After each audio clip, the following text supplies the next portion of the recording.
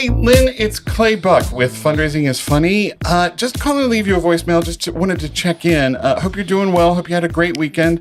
I just wanted to check in. I sent you an email about the event in July of 24, and I didn't hear back from you, so I shot you a quick text. So I just wanted to see if you got that or the Slack, and hoping that we can talk soon.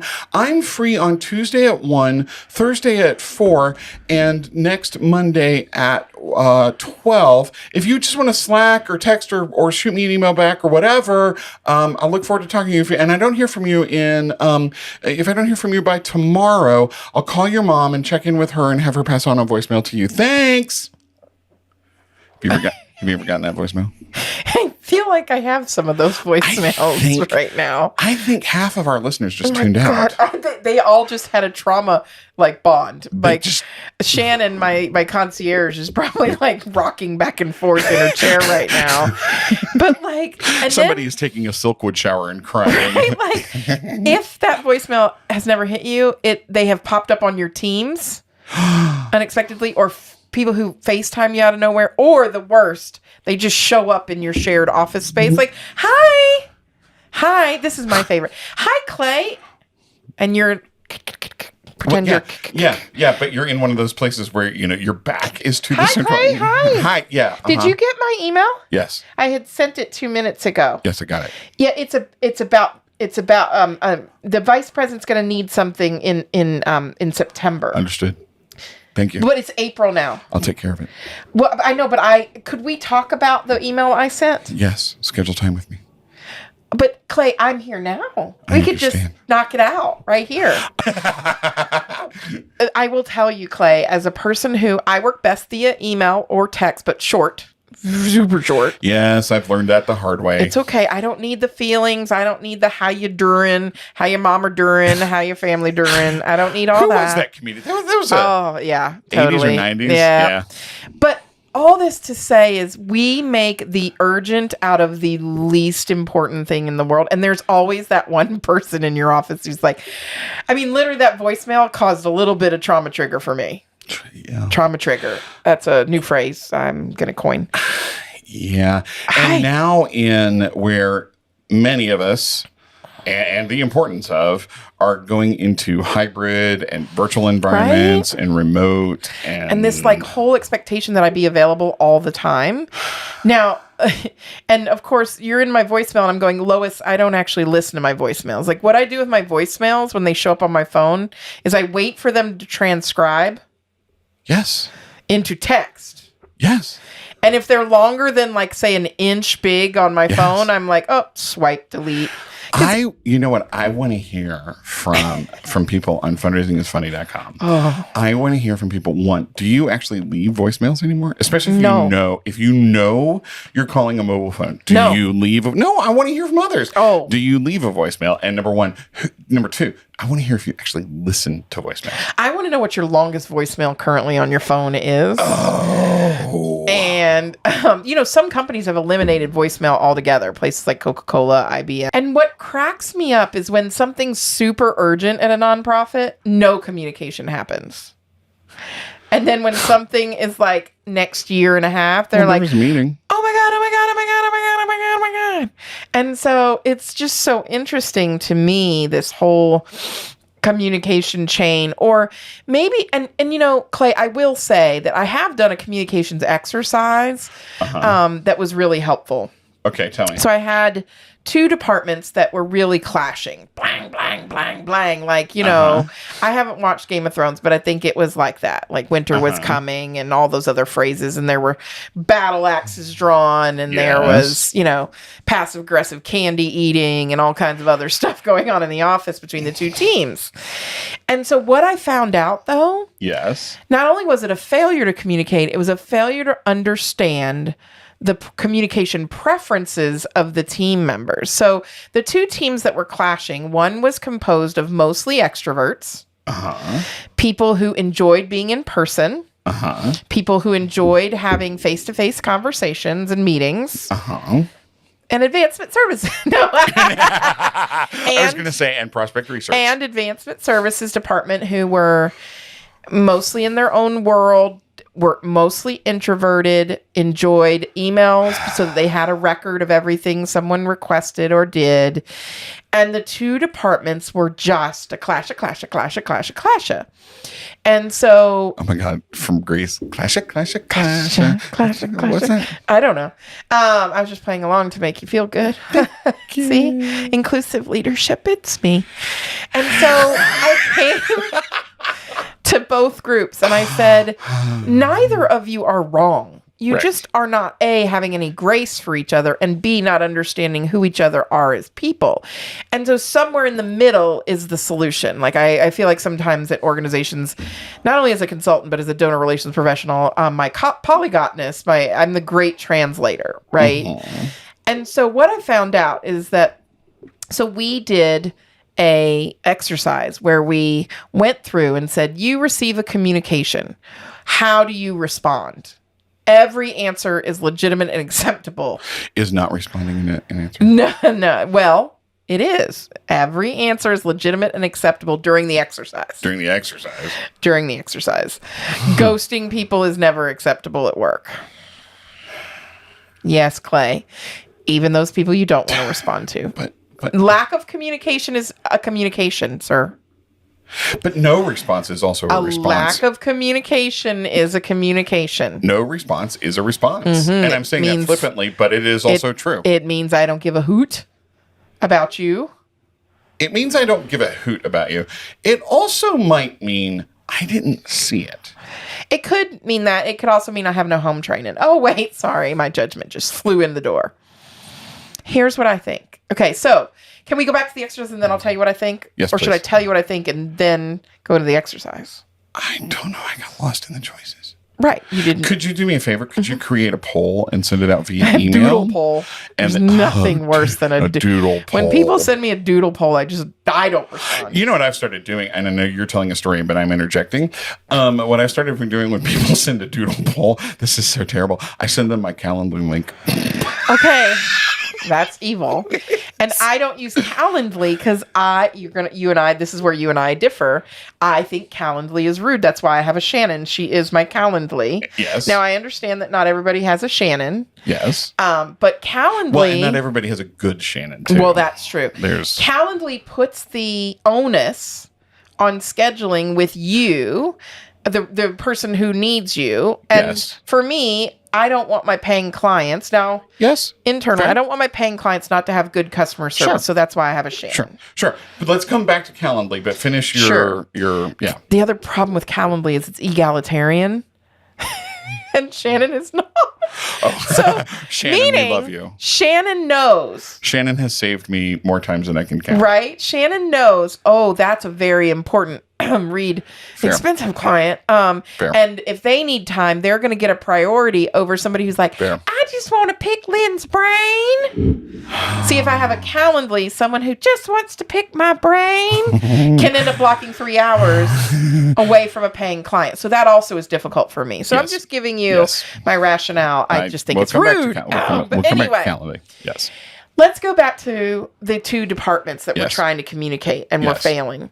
They failed to understand. So when we went through the exercise of communication preference, the extroverts love to communicate in person first and on the phone second.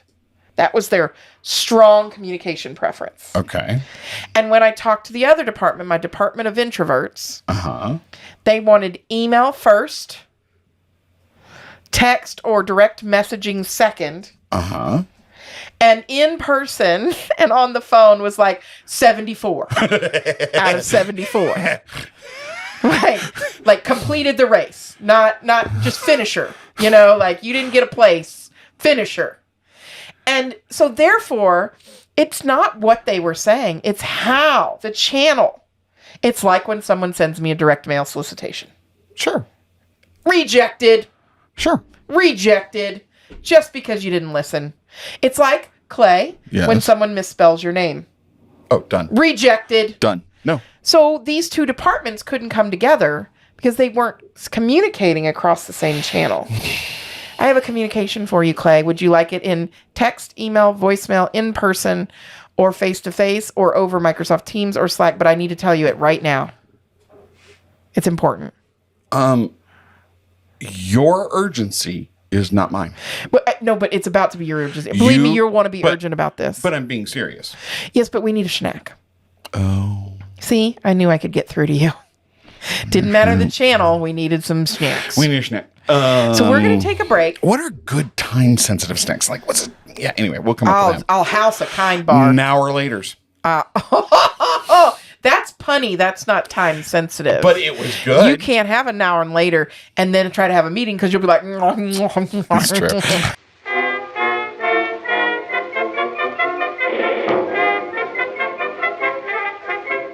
Oh, that was a snack and a half. Oh, man. Wow. I mean, I got it in voicemail, email. I schnack upside the head. Oops, upside your head. But Schnack Clay, upside your head. We were just schnack upside your head. Oh, Lord. We were just talking about not understanding communication styles. Okay, so communication is the responsibility of the communicator or the receiver. So it depends on what you want, as I say so eloquently. So I love Adam Grant. I love Adam Grant, author of Give and Take, author of Think Again. Like I'm obsessed. Yes. He and I once exchanged emails, and it's a whole nother. So exciting. Okay.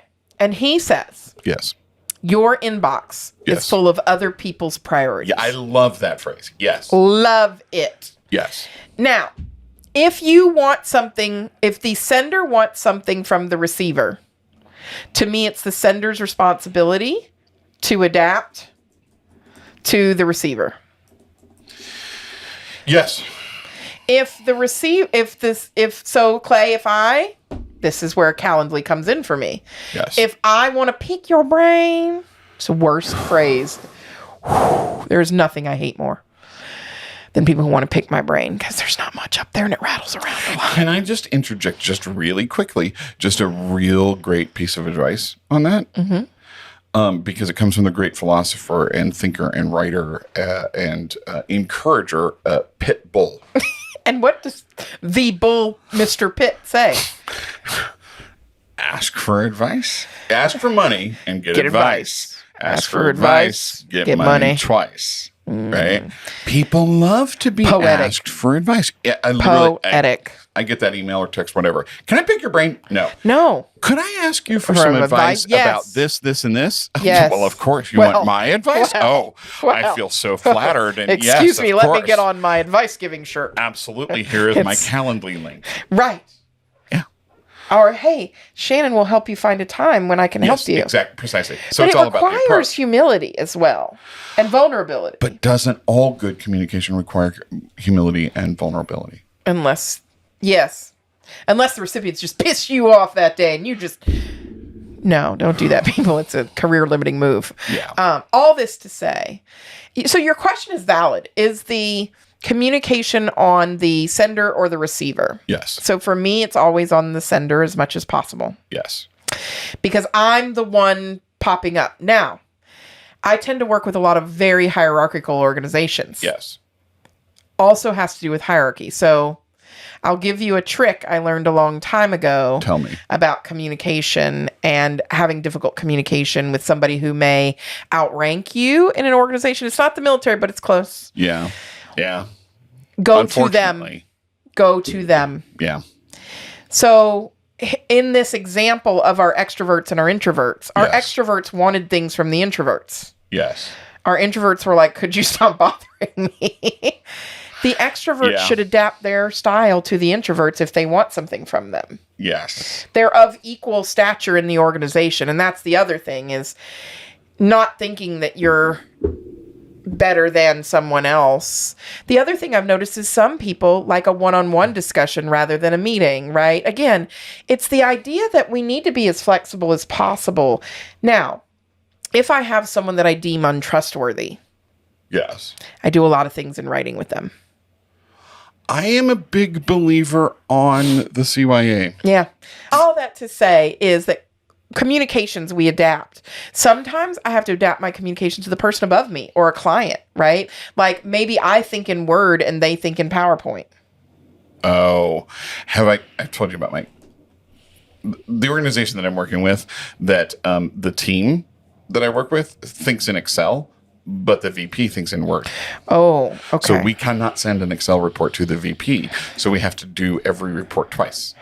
That's fun, isn't it? Well, but once we started doing that, we started getting results, and we started getting response. So yes.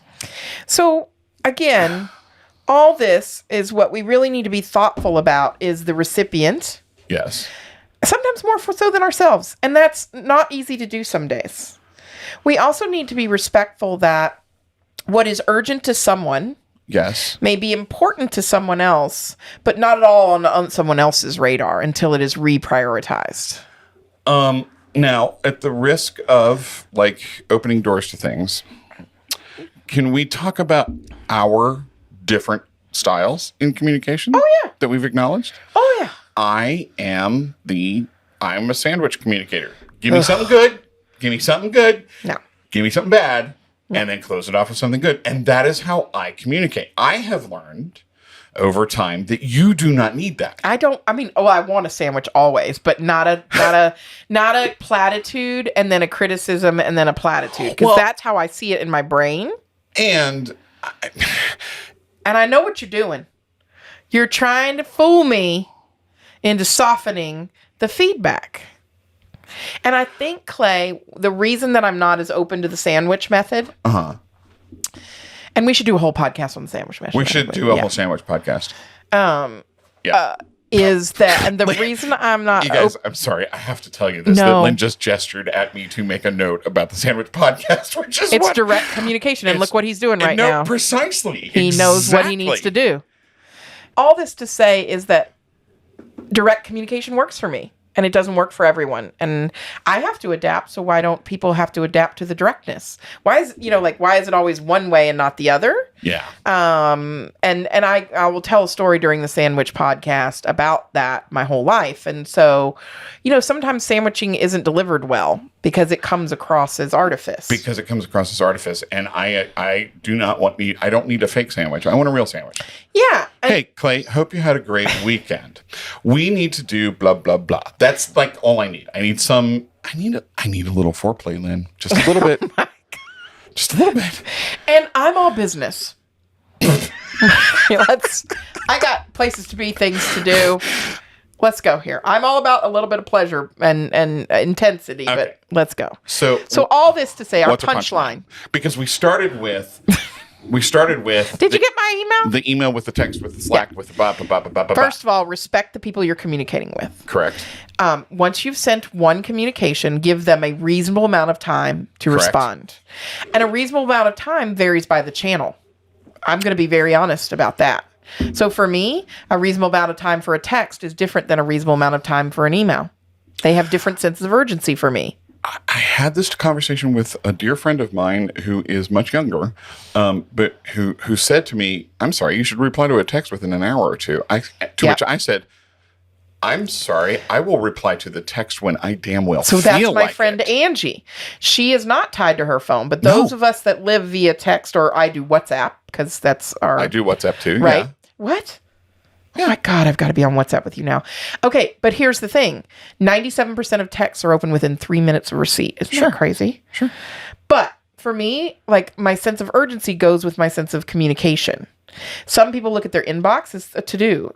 Some people look at it as a fire escape. Some people have 12,000 unopened emails, but we won't talk about that at all. Some of us can't go to bed until we have 0 red dots on our phone at night. I don't understand all that, this. But whatever. I completely understand my OCD. All this to say is we need to have grace for everyone. 24,744. I just don't think that that's a problem. But anyway. I have 0. I manage 12 different inboxes, and that's another thing. 4 different inboxes. You don't know what somebody's got going on. You just don't. So the punchline here is, though, that kindness, one of the kindness and patience, but yes, one of the easiest things you can do if you don't feel like you're being heard by someone, or you don't feel, or if you're having feelings and you don't know what's going on and your communication isn't going well. Yeah. Go ask them, hey, what's your preferred communication method, Clay? Yeah. See, yes. How would you like to chat? How would you rather? How would you rather? And then work on adapting. You may not have to change everything, but work on adapting. So, for example, and also saying to someone, hey, I'm going to be doing this, so if I don't get back to you, I want to let you know why. Or, if you got somebody close to you and they just FaceTime you out of nowhere, and you might also be on a webinar with 2,000 people, pointing at my partner here. I was going to say, why are you holding my hand? You can hang up on them and then send them a text and say, on webinar with 2,000 people, sorry, friend, and not have them get truly upset at you because they wanted to tell you about the new snack they found at Terrible's that day. But it wasn't urgent, but you take a FaceTime as the end of the world, because when your parents FaceTime you, it might be the end of the world. It was a good snack, though. I know it was a good snack, but I was like... But also... I'm on front of 2,000 people. How do I do FaceTime as well? And if I could have figured it out to not hurt your feelings, I would have done it. I know you would have. And I didn't just hang up. I sent you a message saying why I couldn't. You did. But who FaceTimes people out of nowhere? People in airports. I only FaceTime friends. I only FaceTime close people friends. In airport lounges. People. Okay, that's a grocery whole shopping. other thing. Could I add to your punchline? Sure, you can always add. If you are messaging somebody internally with a sense of urgency, explain it. Yeah, explain why it's urgent. Don't come at me or anybody with, did you get? Put at the top of the email, understand you're busy. There is some urgency to this. Or urgent from VP. Correct. Right. That gets attention. But also remember, some people don't have their email open all day either. Some people don't have their email open all day. Or on their phones, their personal phones. They don't have their work email. They set good boundaries. Imagine that. And if it's really, really, really, really that urgent, why is it coming across via email? Right. Why didn't it come up in the meeting or the plan or something? Do something else. Yeah. But no. But all this is filled with grace and filled with laughter because literally this podcast came out of a voicemail and email. And I was like, all for something that there was nobody, like my mom says, somebody better be bleeding or dying, and nobody was on fire and the world is okay. And here's the other thing about fundraising and it being funny. Nothing's that urgent. We don't save we're not doing brains, we're not saving a dying animal. We're fundraising. All right, then. Send us your thoughts on this. Fundraisingisfunny.com. Send us your favorite. And we are literally telling you to go to fundraisingisfunny.com and message us that way. The first person that tries to schedule a meeting with me on my Calendly to tell me their funny story, I'll probably take it and laugh anyway. And the first person who tells me to buy Calendly, I will laugh. So they have a free version. Oh, well, that's not happening either because I have Shannon and she's amazing. So we Take care of so yourselves, enjoy everybody. you guys. Thank you. Communicate with grace. We love you.